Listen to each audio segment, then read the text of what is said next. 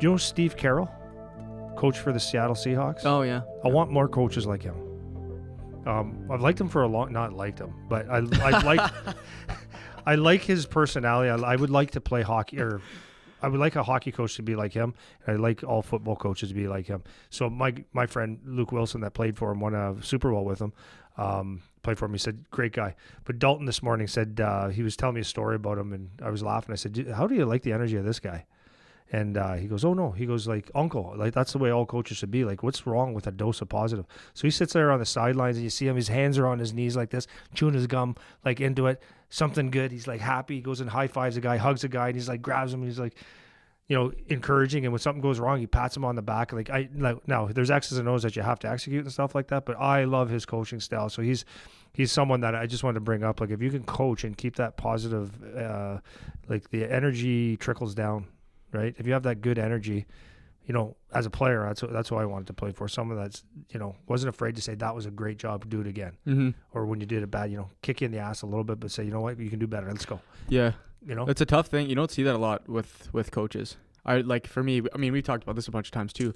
I think I've had a lot of coaches in multiple sports. Yeah. A lot of teachers, some people that are in that kind of position where they can have like an impact on you. Yeah.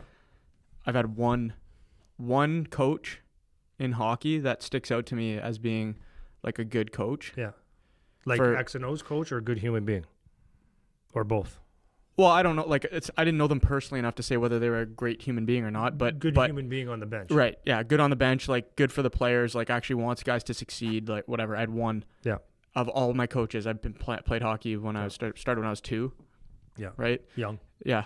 And that's it. Teachers, same thing. Maybe a couple, but you don't get a lot of that energy, that passion, and like just the practice what you preach kind of deal. Yeah. Like, you're telling me to do. I had such a beef with so many of my coaches, especially later on, as I started to get older and take, like we were talking about just now with like the health stuff, like taking care of yourself and doing the right things and having an informed, opinion and philosophy about how you do things, and then seeing adults try to tell me what to do that don't do it. I know. At all. Like, one of the most frustrating things in life for me is when people they say things but they don't do what they say. Yeah.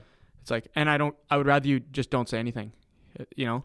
But you pretend like you're this way or that way and you're not at all. Yeah. So that used to frustrate me a lot. Yeah, I was going to say, that's what I was going to say about. So one thing I always said when because I know how coaches can be, and I know how kids can react. And I always said to myself, like, at the end of the day, you're going to just do your best at coaching, teach kids, give them what you got, be yourself. And my major thing was, number one, is I wanted to make them better hockey players. But number two, at the end of the day, I wanted to treat them the right way. And I can honestly say that when I run into someone that I have trained over the years, and I've always thought about this, like 20 years from when I coached them or trained them, if I run into them at a restaurant or somewhere, if I bump into them, are they doing this, like avoiding me? Mm-hmm. Or are they saying, hey, coach? And that's typically what I get, because they know that you care. You've given them life lessons. And like those lessons, like you said, like if you walk into a professional room and you're a coach that's out of shape and, barking orders and, just miserable, like your credibility's gone. No one cares. It's just, you're just a voice. So, I've always tried to do that with kids, like, tell them to work hard, why I do. Mm-hmm. So they can look and say, okay, coach is actually for real. Yeah.